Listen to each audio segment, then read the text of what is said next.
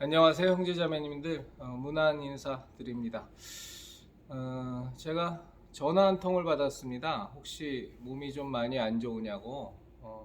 제가 어저께 자정 회개 기도 시간에 몸이 좀 안 좋으니까 저를 위해 기도해 달라고 부탁을 드렸는데, 이제 그것 때문에 염려가 되셔서 전화를 주셨습니다.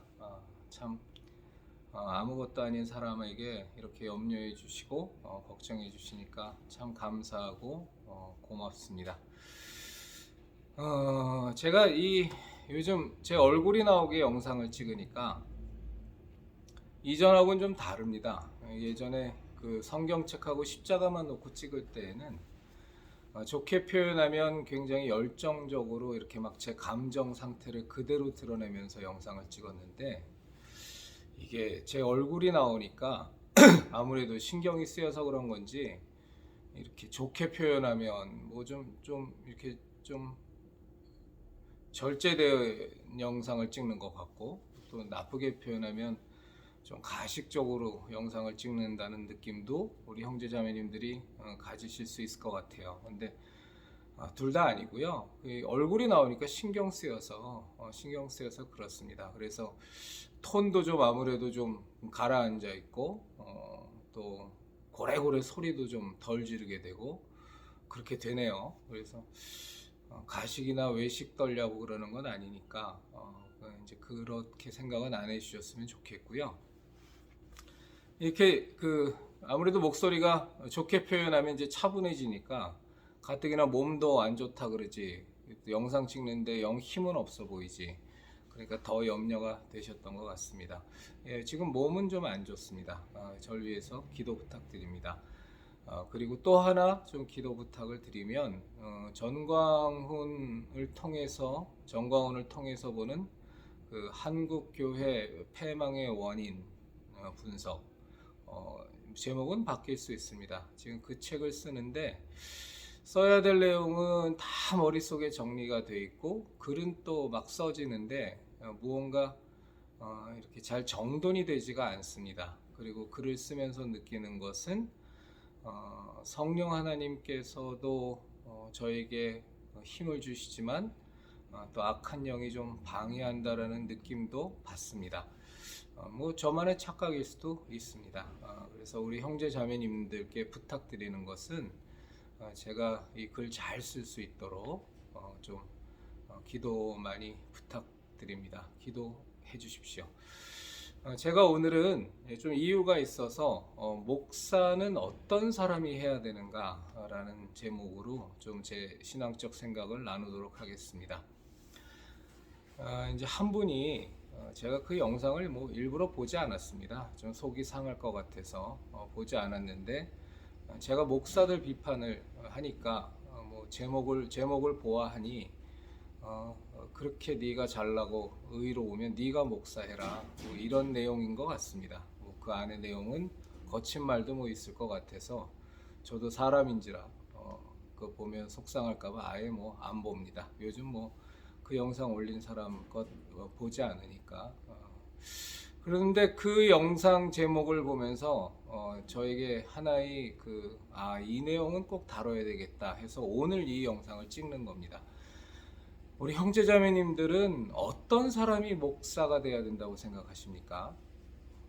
저는 이 목사가 이제 영어로 보면 패스터 아닙니까? 저는 미니스터란 표현도 참 좋지 않다고 봅니다. 미니스터 그러면 뭐 관리자, 감독자 이런 뜻인데 그거보다는 패스터가 좋은 것 같습니다. 성경에서 예수님이 말씀하신 것도 목자가 되라 그랬으니까 패스터가 목자란 뜻이거든요. 양들을 치는, 양들을 돌보는, 양들을 관리한다. 뭐 굳이 틀린 말은 아니지만 예수님께서 당신의 사도들에게 또 목자들에게 하신 말씀은 관리는 아닌 것 같아요. 관리의 기능도 있겠습니다만 예수님께서 이 땅에서 목자장 되신 그분께서 보여주신 성경 전체적인 내용을 보면 관리라기보다는 목숨을 다하여 섬기는 자라고 보는 것이 오히려 더 좋은 것 같습니다. 이제 그럼에도 불구하고 우리 초기 기독교에서는 어쨌거나 그 관리 및 감독의 직분을 담당하는 사람이 필요하니까 감독은 이런 사람이 해야 돼라고 정리해 놓은 것이 이제 디모데서에 나옵니다. 디모데 전서에 나오는데 그 내용을 제가 한번 우리 형제자매님들과 한번 볼게요. 디모데 전서 3장 2절입니다. 그러므로 감독은 책망할 것이 없으며, 저하고 좀 빗대 볼게요. 감독은 책망할 것이 없으며, 저하고는 완전히 맞지 않는 내용이죠. 뭐 저야 뭐 책 잡으려고 마음 먹고 눈을 까디짓고 덤벼들면 저는 책 잡을 것밖에 없는 아주 투성이죠, 투성이. 한 아내의 남편이 되며, 이건 뭐 저한테 해당이 됩니다. 그런데 문제는 이것만 해당된다는 게 문제입니다. 절제하며,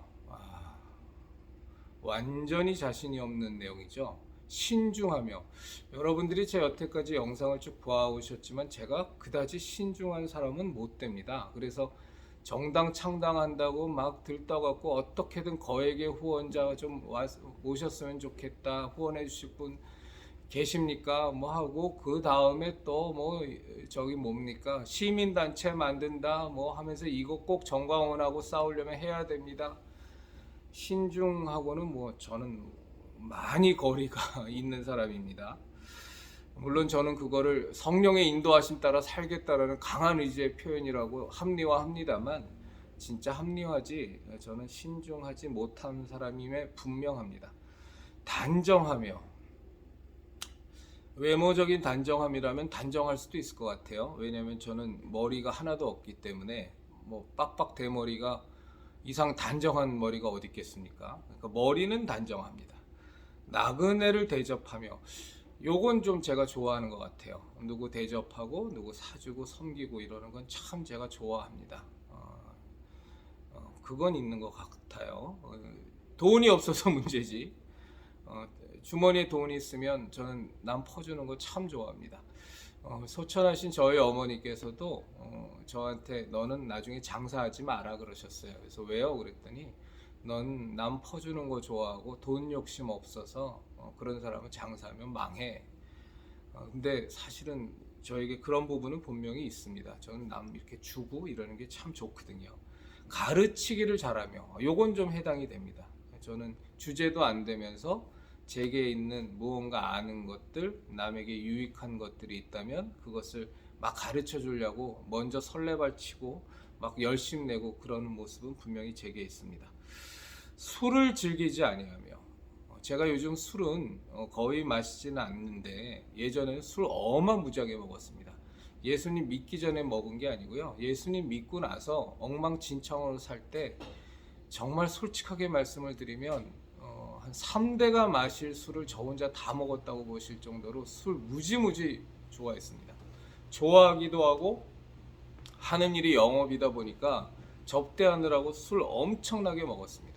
지금 그런 술 안 먹냐? 지금도 가끔 먹습니다. 저는 술이라는 것에 대해서는 아주 그 소위 말해서 술 먹으면 절대 안 된다고 하는 그런 신앙관은 갖고 있지 않기 때문에 술은 절제하는 것이라고 저는 생각하지, 술은 뭐 그 마시면 안 된다, 술 마시는 게 죄다라고 저는 생각하지는 않습니다. 그런데 요즘은 이제 십자가를 지켜라 이 방송을 하고 나서부터 확실히 많이 절제합니다. 그리고 무엇보다 장사를 하다 보니까 술 마실 시간이 별로 없습니다. 그리고 참 하나님 은혜 주셔서 뭐 이렇게 저렇게 자정기도도 하게 되고 하다 보니까 술 마시고 기도할 수는 없잖아요. 그러니까 아무래도 더 술을 절제하게 되는 건 분명한 것 같습니다. 구타하지 아니하며, 이거 싸움박질은 뭐 그다지 즐겨하진 않지만 또 성질이 제가 이렇게 뭐라 그럴까요? 이 불 같은 데가 있어서 간혹 싸움박질도 하고 남을 구타한 적도 과거에는 있습니다. 뭐 요즘이야 뭐 최근 언제입니까? 뭐 저 참 부끄러운 얘기인데 이 얘기는 하지 않겠습니다. 하여간에 참 부끄러운 일도 했었습니다. 이 구타와 관련돼서는 저는 내세울 게 하나도 없는 자입니다. 뭐 사람들하고 치고받고 싸운지는 뭐 언제인지는 잘 기억이 안 납니다만 어쨌거나 뭐 제가 이 구타하지 아니하며에도 뭐 저한테 해당되지는 않는 것 같습니다. 오직 관용하며, 이건 뭐 상당히 거리가 먼 얘기입니다. 그렇죠? 우리 형제자매님도 아시겠지만 전 타락한 목사들, 이렇게 엉터리로 신앙생활하는 사람들 보면 한마디로 말해서 막 난리 지랄하지 않습니까? 그러니까 이것도 안 맞고, 다투지 아니하면 이건 더 안 맞죠. 뭐 제가 얼마나 많이 잘 싸웁니까? 신앙관 다른 사람들에게, 제가 용납 못하는 신앙관 갖고 있는 사람들에게. 저는 지금 제가 소상공인입니다만 그 손님들 가운데에서도 와서 반말하고 싸가지 없게 대하고 그러면 손님하고도 막 싸웁니다. 그래서 다투지 아니하며도 저한테 해당 안 됩니다. 돈을 사랑하지 아니하며, 제가 그 돈이 요즘 너무 핍절해서, 요즘이 아니라 벌써 꽤 오랜 세월 돈 때문에 아주 치이다 보니까 아주 생활 자체가 너무너무 여러 가지로 힘들지만, 하나 분명한 건 저는 그렇게 남에게 돈 주는 거 좋아하지 이렇게 막 돈돈 거리는 사람은 분명히 아닙니다. 돈 욕심은 뭐 그다지 없는 것 같습니다. 그건 뭐 분명히 말씀드릴 수 있는 것 같습니다. 자기 집을 잘 다스려 자녀들로 모든 공선함으로 복종하게 하는 자라야 할지며, 이 4절 보면 자기 집을 잘 다스려라는 부분은 저는 빵점이고요. 저는 우리 아이들에게 또 제 아내에게 정말로 부족함이 많은 남편이고, 우리 아이들한테 너무너무 미안한 게 많은 아빠라서 자기 집을 잘 다스려는 이 부분은 저는 빵점입니다. 그런데 자녀들로 모든 공선함으로, 이 부분은 제가 참 인정합니다. 뭐냐면 이건 제가 잘해서가 아니라 우리 세 자녀들을 보면 이렇게 못난 아버지 밑에서 어떻게 저렇게 참 귀한 성품을 갖고 저렇게 좋은 성품으로 잘 자라주었나, 정말로 하나님 은혜다라는 생각을 저는 분명히 갖습니다. 제가 그 못난 아버지, 아이들에게 성질 잘 부리고 화 잘 내는 아버지, 이제 그런 아주 부족한 아버지여서 그 저 같은 아빠 때문에 이제 아내가 더 아이들에게 더 이렇게 자유롭게 대했던 것 같아요. 그래서 그거 영향도 클 겁니다. 하나님의 은혜, 그리고 제 아내가 아이들에게 베푼 그 자애로운 사랑, 이런 것 때문에 저희 아이들은 정말 잘 자랐습니다. 이런 게 감독의 자격인데, 그러면 저가 본다면 100점 만점으로 보면 한 20점이 20점? 잘해야 30점? 있을 수 없죠. 저 같은 사람은 목사가 되면 안 됩니다. 저는 감리교에서 목사의 직분을 감독이라고 부르는 거에 대해서도 저는 사실은 동의가 안 됩니다. 왜냐하면 저는 목사를 가장 잘 표현하는 것은 예수님이 말씀하신 목자라고 생각합니다. 이 신약 성경에서의 감독은 저는 목자라는 것보다는 그 무리를 잘 다스리는 어떤 장로의 역할이라고 보지, 지금 우리가 목사 하면 생각나는 그 목자의 모습은 저는 감독하고는 조금 다르다고 봅니다만, 그건 우리 형제자매님들과 제가 생각이 다를 수 있습니다. 디모데서는 이렇게 설명하고 있지만, 그런데 제가 생각하는 목사에는 어떤 사람이 되어야 될까는 조금 얘기가 다릅니다.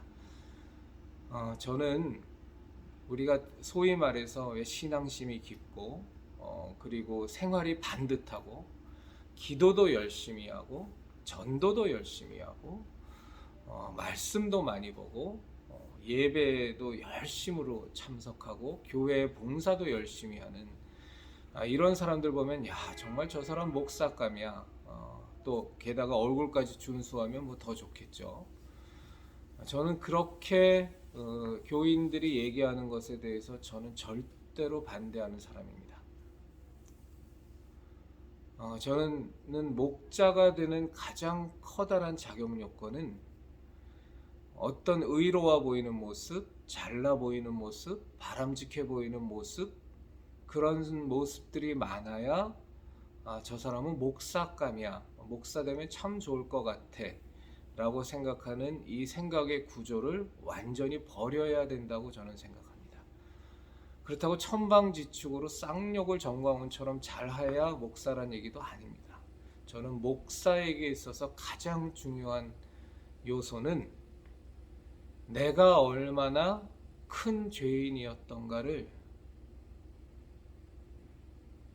분명하게 하나님 앞에서 깨닫고 내가 얼마나 죄인 중에 괴수라는 그 사실을 가식이나 위선 없이 하나님 앞에서 철저하게 정직하게 고백할 수 있는 사람이 저는 목자가 되어야 된다고 생각합니다.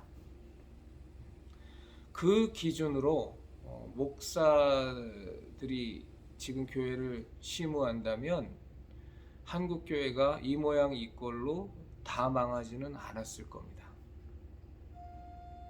한국 교회는 특히 신학교라는 시스템에선 자꾸 의로워 보이는 사람, 무언가 공로가 많아 보이는 사람, 교회를 위하여 많은 수고하고 많은 노력해서 참 저 사람 바람직해, 참 저 사람 본이 돼, 이런 사람들을 지금 현대의 한국 교회에서는 자꾸 목사감이라고 생각하는 것 자체가 저는 굉장히 타락이라고 생각합니다. 그래서 어떤 한 분이 저에 대해서 물론 비아냥거리는 쪽으로 얘기한 거라는 건 잘 알겠습니다만 영상을 안 봐도 뻔히 예측은 됩니다. 조롱하고 비아냥거리는 쪽으로 저한테 의인 권중근 제목이 그랬던 것 같은데요. 너 목사 당신이 목사해라 이랬던 것 같은데 저 같은 놈은 그래서 목사를 하면 안 되는 겁니다. 내가 정말로 의인이라고 생각하는 사람은 내가 정말로 하나님 앞에서 바르게 내가 어딘가에 하나님께서 나를 쓸만한 구석이 있는 그런 하나님께서 쓰실 만한 그릇이라고 생각을 하고 있는 사람은 절대로 목사가 하면 안 됩니다. 그러면 타락합니다. 목사는 어떤 사람이 해야 되냐? 아무짝에도 쓸모없는 가식과 외식이 아니라 정말로 벌레보다도 못한 죄인인, 아무짝에도 정말 이 하나님의 거룩한 사역에 감히 어찌 내가 그 사역에 동역할 수 있겠습니까? 라는 진실한 고백이 있는 그런 사람이 목사를 해야 타락하지 않습니다. 현대의 한국 교회는 자꾸 목사를 무언가 반듯하고 남보기에 그럴싸하고 어투도 뭔가 점잖고 배운 것도 많고 가능하면 외모도 점잖고 준수해 보이고 교회를 위해서 많은 수고도 하고 이런 사람들이 목사가 되어야 된다고 생각하기 때문에 그런 사람들은 자기가 갖고 있는 자기 의와 자기 공로가 많아서 하나님 안에서 무언가 교회의 교인 수가 늘어난다거나 하나님의 성령의 열매들이 맺혀지면 자기가 잘나서 하나님께서 나에게 복 주실 만한 이유가 있다고 생각해서 이렇게 하나님께서 교인을 보내주시는구나, 이렇게 교회를 부흥시키는구나, 이따위 생각들을 하기 때문에 한국 개신교가 한국 교회가 다 패망한 겁니다. 제가 이전에 한번 같은 내용의 영상을 찍었는데요. 우리가 사도라 그러면 우리가 베드로 사도와 사도 바울과 사도 베드로를 가장 위대한 사도로 우리가 일반적으로 생각하지 않습니까? 그런데 그 두 사도의 특징이 있습니다. 제가 이전 영상에도 말씀을 드렸는데 이 사도 바울의 전도하는 내용을 보면 돌로 사도 바울은 옷을 지키고 있으면서 스데반이 돌로 쳐서 맞아 죽는 것을 보고 마땅히 여겼던 그 사울, 그때는 바울이 아니라 사울 시절이죠. 예수님 믿는 자들을 잡아 죽이려고 정말 열심으로 쫓아다니던 율법에 충실했던 그 사울이 바울이 되고 나서 전도를 할 때 스데반과 관련된 얘기를 여러 군데에서 합니다. 이건 제가 추측하는 거지만 바울의 입장에선 그 스데반이 자기 가슴 속에 못처럼 박혀 있었던 것 같아요. 정말로 스데반이 복음을 전하고 예수 그리스도의 구주 되심을, 예수 그리스도의 유일한 길이요 진리요 생명 되심을 전파하고, 그런 스데반을 귀를 막고 도저히 못 참아서 돌로 쳐 죽일 때 스데반이 하늘을 바라보며 하늘 보자 하나님 우편에 서 계신 예수님을 보고 주여 내 영혼을 받으시옵소서, 그리고 저들을 용서하여 주시옵소서 하고 죽음을 맞이했던 그 스데반, 그리고 그 스데반이 돌로 쳐맞아 죽음을 당하는 것이 마땅하게 여겼던 그 바울, 그 사울이었던 그 바울이 다메섹 도상에서 예수님을 만나죠. 그리고 사울아 사울아 네가 어찌하여 나를 핍박하느냐, 주여 니시오니까 나는 네가 핍박하는 예수라. 그 어마어마한 하나님의 은혜 속에서 사울이 바울이 되고 난 뒤에 바울의 가슴 속에는 그 스데반의 죽음이 못처럼 박혀 있었던 것 같아요. 이런 죄인이었던 나를, 내가 얼마나 하나님 믿고 예수님 믿는 자들을 잡아 죽이러 그렇게 기세등등하게 열심으로 쫓아다니던 나인데, 이런 나를 예수님께서 나를 만나 주시고 나를 사도로 세워주신 것에 대한 말로 다할 수 없는 감격과 말로 감당할 수 없는 은혜에, 뭘 어떻게 내가 어찌하여야 이런 죄인을, 이런 강팍한 이 율법적인 나를, 스데반을 돌로 쳐 죽이는 것을 마땅히 여겼던 나를 어찌하여 하나님께서는 나를 사도로 세우셔서 당신의 복음을, 이방에게 복음을 전하는 일꾼으로 세우셨는가 라는 이 사도 바울의 죄인됨. 그래서 사도 바울은 그의 서신서를 통해서 계속 얘기하지 않습니까? 자기가 얼마나 죄인이었던가. 종국에는 나는 죄인 중에 괴수입니다라는 고백을 끝까지 하는 그 사도 바울을 보면, 사도 바울이 정말로 예수님을 만나고 나서 그 이전에 살았던, 율법을 쫓아 살고 육체의 소욕을 쫓아 살았던 자기의 정의와 자기의 공의와 자기의 옳음, 자기의 공명성을 갖고서 그것을 갖고 재단을 하며 사람들을 잡아 죽였던 과거에 대해서 깊은 회개, 그리고 이런 자기의 죄에 대한 깊은 각성, 이것이 사도 바울을 끝까지 자기 스스로가 진실로 고백하건대 나는 죄인 중에 괴수에 불과하다라는 고백을 하게 만들었고, 사도 바울은 끝까지 겸손하게 하나님 앞에서 예수님의 은혜가 없이는 단 하루도 살 수 없는 너무나도 연약한 죄인임을 고백하며 그 사도의 직분을 감당할 수 있었던 겁니다. 베드로는 또 어떻습니까? 예수님께서 제자들에게 말씀하시길, 내가 그 예수님 잡히시던 날에 너희가 다 나를 버리고 도망하리라 얘기했을 때 베드로가 얼마나 자신만만하게 외칩니까? 남들은 다 그럴지라도 나는 결코 그리하지 않겠습니다. 나는 주님을 버리지 않겠습니다. 그때 예수님이 베드로에게 말씀하시죠. 베드로야, 네가 오늘 밤 다 굴기 전에 3번 나를 부인하리라. 베드로는 그 예수님의 말씀을 들으면서도 마음속에 분명히 생각했을 겁니다. 결코 그런 일은 벌어지지 않을 거라고. 내가 예수님을 얼마나 존경하고 예수님을 얼마나 사랑하는데 내가 어찌 그런 일을 하겠나고. 그런데 우리 형제자매님들 다 아시는 것처럼 어린 계집종 하나가 와서 베드로에게 너도 저와 함께 있었도다. 네 말투가 네가 가나안 사람인 것을, 갈릴리 사람인 것을 증거하노라 하고 어린 계집종이 그것을 질문할 때에도 베드로가 어떻게 대답하죠? 예수님을 저주하여 맹세하여 부인했다고 되어 있습니다. 그리고 3번째 닭이 우니까 베드로가 예수님을 3번 부인하자 닭이 울었고, 그리고 요한복음에 보면 예수님이 베드로를 쳐다보시니라. 예수님과 베드로의 눈이 마주칩니다. 그때 베드로의 심정이 어땠겠습니까? 낮에 그토록 자신감이 있었던 그 베드로가 바로 그 밤에 그 계집종 아이의 그 말에도 위협감을 느끼고 위험을 느껴서 3번이나 저주하며 맹세하며 예수님을 부정했던 부인했던 그 베드로.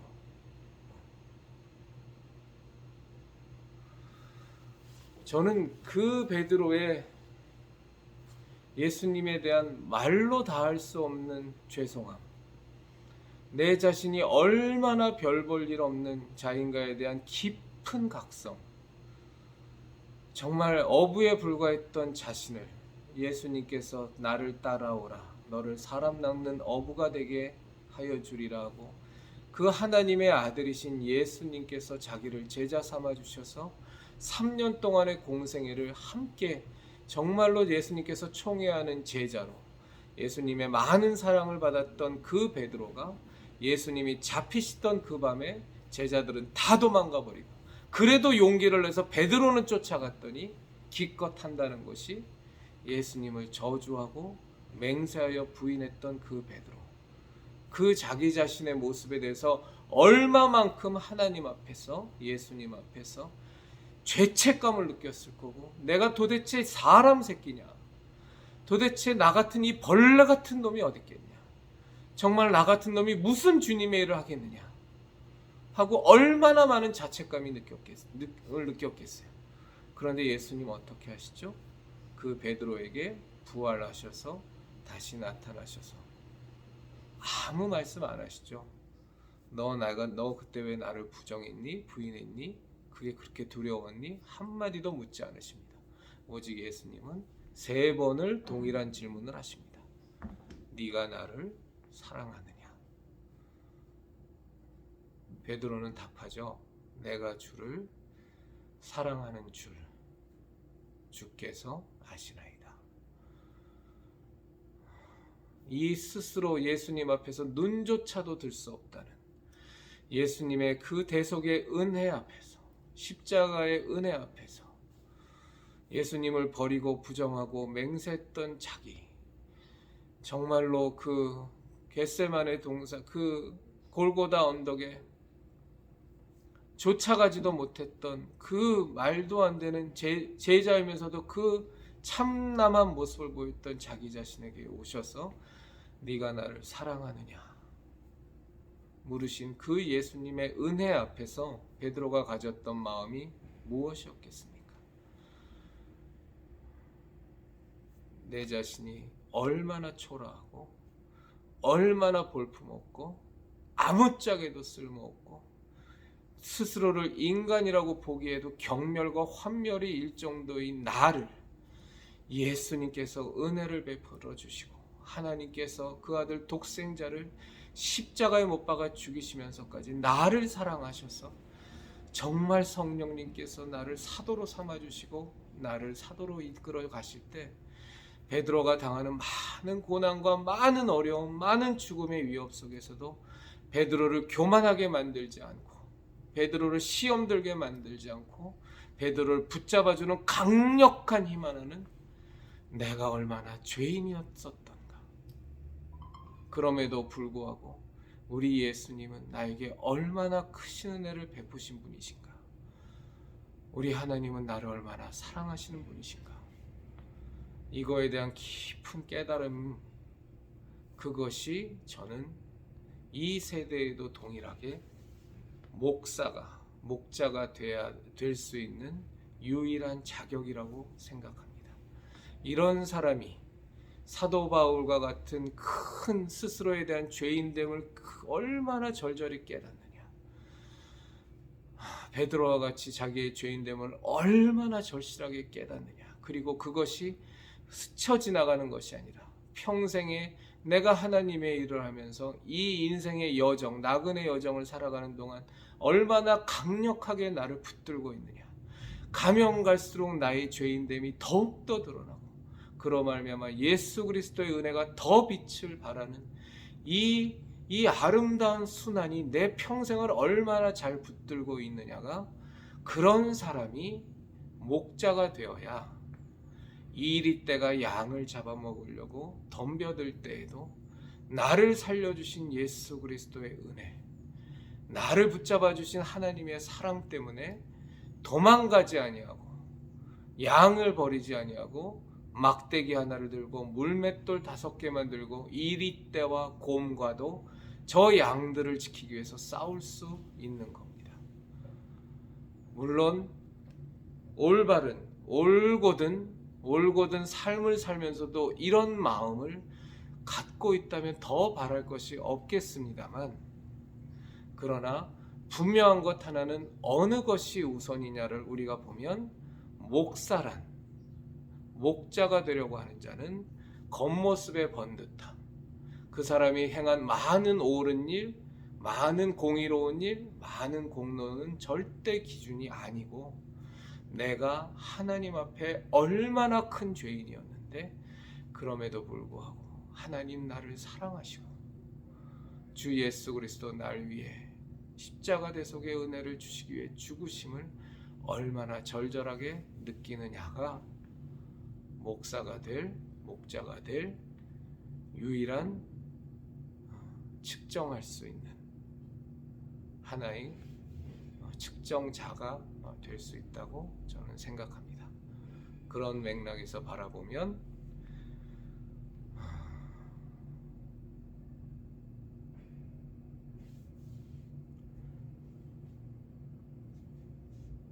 당신이 의로우니 당신이 목사나 하지 그래 라는 말은 사실은 우리가 기본적인 신앙 그리고 기본적인 목사의 자질에 대한 고민이 있다면 사실은 결코 나올 수 없는, 농담으로라도 조롱으로라도 나올 수 없는 말입니다.